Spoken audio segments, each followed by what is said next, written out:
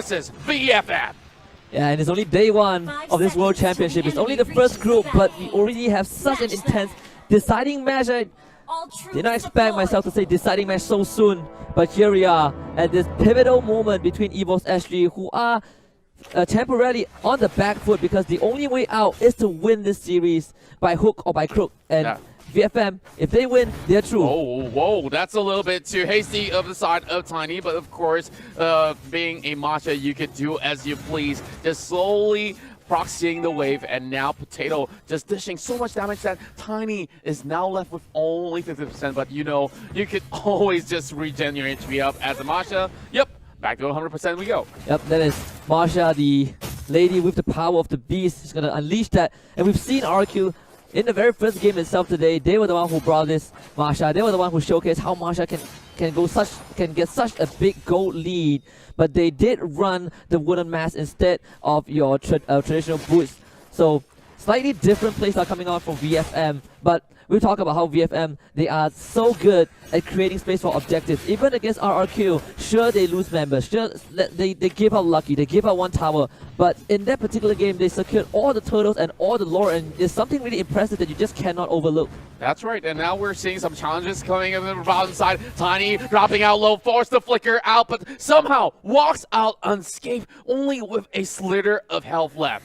And what a flicker just behind Oh Dear Bambi. The meteor shower was inches away from connecting on this Marsha. So because of that, VFM, they will protect that first blood, but EVOS actually, they get the turret in return. That's right, and VFM as well, they're also getting a whole lot of that advantage inside of jungle, and now JPL almost getting fully clipped out as we see Broly instantaneously responds to a couple of bullets sent his way, but Ace here coming in with 4 members in towards the mid lane. This is going to be EVOS SG playing it relatively safely. And over on the top side, that Tamus versus Granger matchup will definitely be pretty much even up because Granger does have enough range. And here comes the very first turtle being contested, and it will be in the hands of EVOS SG. And you see that VFM, they're not able to get the objective. Not able to take the fight as well. EVOS SG, they just immediately disengage, respecting VFM's ability to fight in this situation. Even though they have not hit level 4 yet, but EVOS SG, they're not taking any risk. That's right, and I would say that that's a little bit too late for VFM to even respond, or perhaps the best that they can do is just use the retribution to just snatch that one away. But there's a little bit of distance in between, and now So having to deal with T-Max as well as Broly. There'll be a little bit of that sort of damage being chunked out there from the side of Broly. Now over on the mid lane here, they're responding with a push for themselves as well. Look at how similar both sides are actually playing, that things are still on a stalemate. No kills whatsoever in the span of 3 minutes. And EVOS actually taking a page out of RRQ's book. They kind of learned that you cannot leave this Marsha alone, even for a couple of minutes, because that's what happened during that game with RRQ. So they're just going to commit straight onto that bottom tier 2. The Great Chill Lucky getting that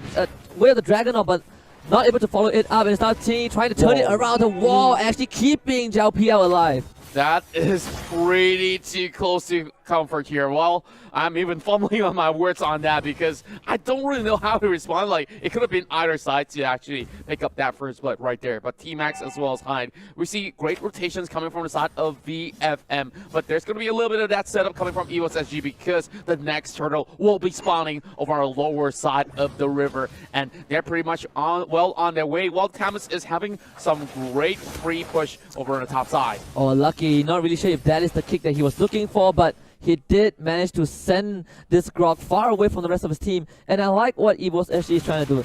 If you get the tier 2 bottom, you're forcing this Marsha to go to top, which Teeny is already doing so. But because of the early deficit, there's no way she can fight this Diamonds. Forced to flicker away to safety. Meanwhile, VFM will start a fight immediately at the bottom corner of the map. Potato managing to get out with that flicker. Zhao Piao as well, escaping. Glorious pathway use as well by the Hylos as VFM tries to secure this second turtle.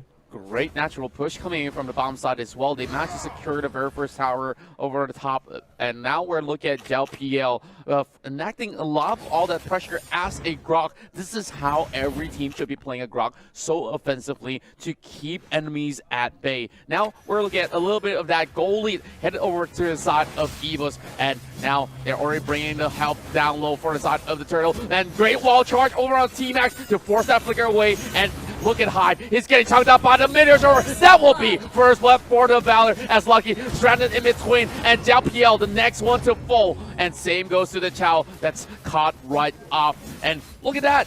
Great Bloodless Axe has already been purchased from the side of the Tamas, and now he's hopping right in, forces a flicker out of these members of VFM. And for the second time, Lucky was not able to follow up with that ultimate. He did send Zhao PL to within the range of his turret, but because he didn't follow up, he wasn't able to survive that engage. Now T-Max, taking the brunt of that, should be able to stay alive a bit more, has to use that ultimate just for the extra regeneration. And EVOS actually, they'll keep out the pressure, not able to take down that mid turret still though. Lucky, again, a bit far from home, they're gonna block him out with that wall, and it seems like EVOS SG, they smell blood, they find one, and High is not gonna be able to hide from this one. Double kill for Ace. Oh, I'm not too sure what he was actually thinking right there, because it's really too dangerous for him to face check in that sort of sense, and he went in for the flicker, trying to actually get in position to actually use the weight of the dragon, but that was way too much for him, as there's 3 members of the side of EVOS SG to respond.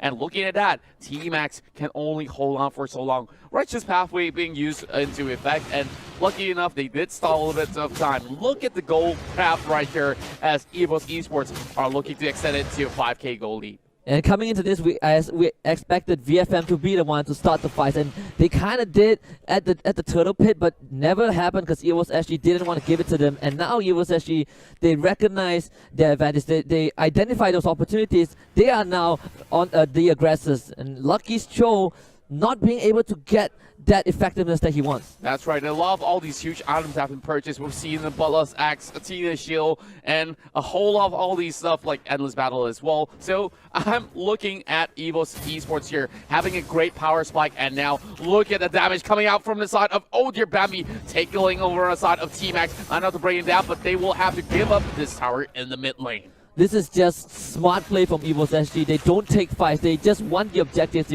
You push VFM back. They know that VFM cannot contest all this wave. The only wave clear that they have is in the Granger, maybe a bit in the Harry, but they have to kind of be in close proximity, which VFM does not want to happen without that robust front line. And because of that, EVOS SG, they're just going to take structure after structure. One last outer tier turret to go, and EVOS SG will be looking at high ground. That's right, and well, heading in towards their third turtle of the game. Potato is going to solo this all by himself without any sort of a hassle at all. Well, over the top side, there's still immense pressure coming from the side of Zhao PL. If there's going to be an MVP, and I don't want to crown it so prematurely, but he has been so effective in all of these battles.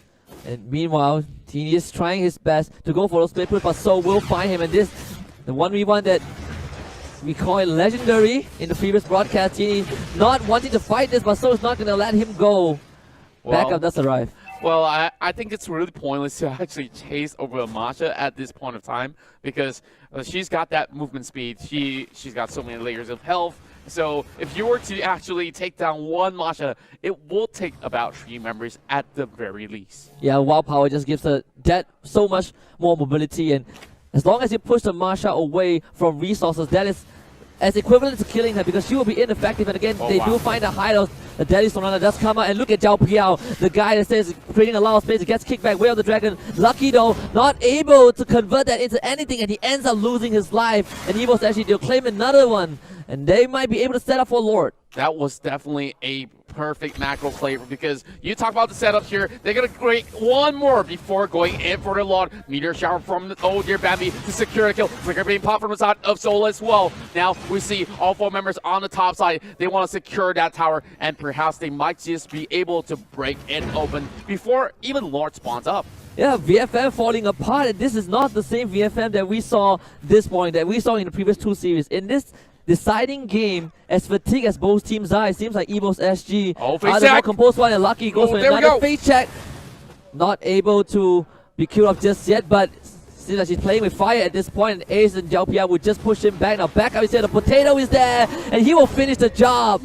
Well, it took them long enough to actually back him up, but look at T-Max getting stuck in between as well with the right to battle. Tiny! Oh my goodness, he's still surviving. And then now here comes the Flicker as well, bringing down T-Max. And oh my goodness me, EVOS Esports have taken out 4 members, and now it's only down to Broly. Let's have a little bit of recap brought to you by U Mobile. And just look at, oh dear Bambi, meteor shower on point on all the necessary calls, and by the time we thought that Marsha got the kill, but Chang'e was the one melting through VFM, and EVOS, actually 10 minutes in, they're knocking on the doors of VFM. Oh my, look at how hungry these Tigers are. The Tigers from Singapore might just be able to secure game point number 1 heading in towards the series. What an amazing performance from EVOS actually. And as we look at the stats right now, just there's not much to say. 10 kills to 2, and it's just EVOS playing their A game. And I have to bring it back to the bans as well. EVOS, they took out Kufra and Lolita, which were the more comfortable heroes for VFM as well. VFM were forced to the high lows, and the Cho Lucky was clearly not in sync with the rest of his team during that game. A lot of attempted engages, didn't get to follow up. 2 Way of the Dragon, actually 3 Way of the Dragons, they are kind of wasted. He threw his life for absolutely nothing, and most of them were on Zhao PL, the Grok that your team just don't want to waste resources on. And from that point onwards, all it took was EVOS to